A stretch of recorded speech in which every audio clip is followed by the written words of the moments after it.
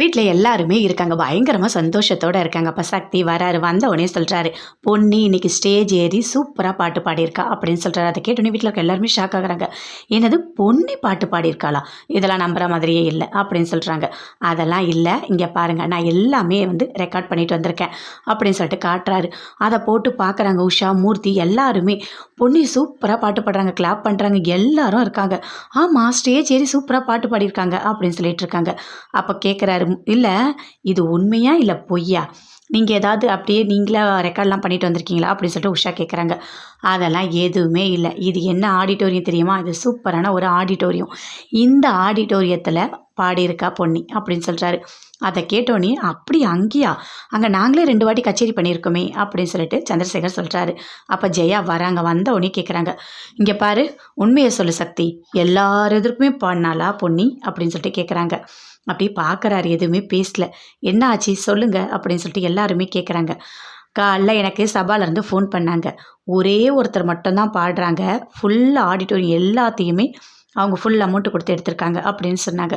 ஆமாம், நீ எதுக்கு சக்தி இதெல்லாம் பண்ணிகிட்ருக்க அப்படின்னு சொல்லிட்டு ஜெயா பயங்கர கோபமாக கேட்குறாங்க. இல்லை, பொன்னியோட அந்த ஸ்டேஜ் ஃபியரை போக்குறதுக்காக தான் நான் இப்படி பண்ணேன் அப்படின்னு சக்தி சொல்கிறாரு. அதை கேட்டோன்னே ஜெயாவுக்கு பயங்கரமாக கோவம் வருது. அதுக்கு 40,000 நீ ஆடிட்டோரியத்துக்கு ஒரு நாள் செலவு பண்ணியிருக்க, இதெல்லாம் தேவையா அப்படின்னு சொல்லிட்டு பயங்கர கோவமாக திட்டுறாங்க.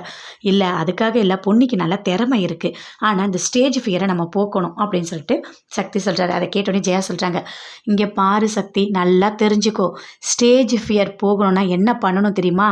ஃபஸ்ட்டு 2 பேர் எதிர்க்க பாடணும், அப்புறம் 4 பேர் எதிர்க்க பாடணும், அதுக்கப்புறம் நல்லா ப்ராக்டிஸ் பண்ணிட்டு தான் ஸ்டேஜில் போய் பாடணும், நல்லா பாட கற்றுக்கணும். இவ்வளோ விஷயம் இருக்குது.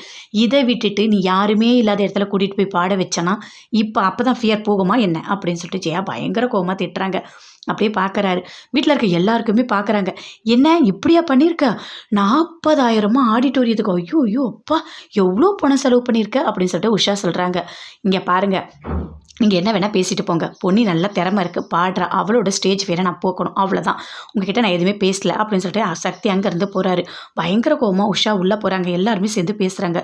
மூர்த்தி எல்லாருமே, பார்த்தீங்களா சித்தப்பு, 40,000 அப்பா அப்பா அப்பா அப்பா, எவ்வளோ பணத்தை செலவு பண்ணியிருக்கான் அப்படின்னு சொல்லிட்டு பயங்கர கோவமாக சொல்கிறாங்க உஷா. நாம எல்லாம் அவளை பற்றி பேசிகிட்டே இருக்கோம், ஆனால் அவள் நல்லா வளர்ந்து போயிட்டே தான் இருக்கா அப்படின்னு சொல்லிட்டு மூர்த்தி சொல்கிறாரு. ஆமாம் ஆமாம், சக்தி பயங்கரமாக தான் சப்போர்ட் பண்ணுறான் அப்படின்னு சொல்லிட்டு உஷா சொல்கிறாங்க. பிரீத்தி வராங்க. சக்தி கிட்ட கேட்குறாங்க, எதுக்காக 40,000 ஆடிட்டோரியத்துக்கு செலவு பண்ணீங்க, அதெல்லாம் வேஸ்ட்டு தானே அப்படின்னு சொல்லிட்டு. அதெல்லாம் ஒன்றும் இல்லை, பொன்னி நல்லா வரணும், பொன்னிக்கு பயம் போகணும், அதனால தான் நான் பண்ணேன், எனக்கு இது பெருசாகவே தெரியல அப்படின்னு சொல்கிறாரு. அதுக்குள்ளே அங்கேருந்து வராங்க ஜெயா. ஆமாம், அவனுக்கு அது பெருசாகவே தெரியாது, ஏன்னா அவன் பணம் சம்பாதிக்கிறான், அதனால் அவன் இஷ்டத்துக்கு அவன் செலவு பண்ணுறான் அப்படின்னு சொல்லிட்டு பயங்கர கோவமாக ஜெயா உள்ளே போகிறாங்க.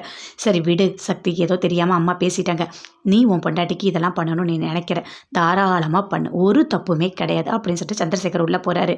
சக்தி பொன்னி 2 பேருமே வராங்க வெளியே.